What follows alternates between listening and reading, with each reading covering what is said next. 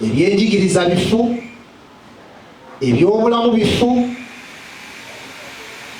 drone zitwala abantu basiba mu ngeri enzibu ennyo, essente zippiddwa, ebizibu bingi nnyo bannayuganda ebasanga. Tuli twayogera ku bubenje, byonna nga biva mu kintu kimu, buli bwanguzi, bulagajjavu, butafaayo. Mu bumpipi Uganda eri ku musaalaba, ekaligiddwa.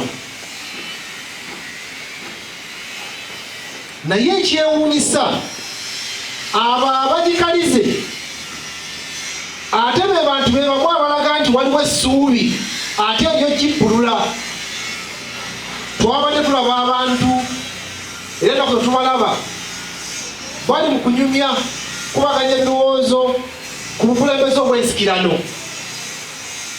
Taataata omwana akwate mukoya abajja naye olwazisezaala.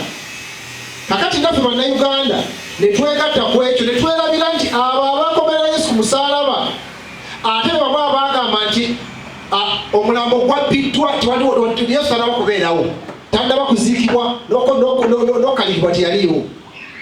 Era bo ne balaga essuubi eppya nga bo abanunuzi.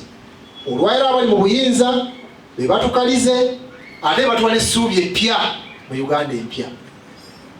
Kati naffe bannayuganda netwesobye gwa naggamba nga tulowooza mbu tulina kirekerera abo batununule. Abalala bamanyi endowooza nti bannabyabufuzi be balina okununula eggwanga. Ensonga weetuuse olwaleero bwe tuba nga Uganda yakuzuukiza, kyetaagisa bannayuganda ffenna omuli abasuubuzi, kubanga naawe olowooza nti okola naye akasente kookola bakatwalira mu misolo emiyitirivu ennyo. Abakozi abali bitongole mulowooza nti mukola naye kye mukola era bakibabbako mu ngeri bw'etyo.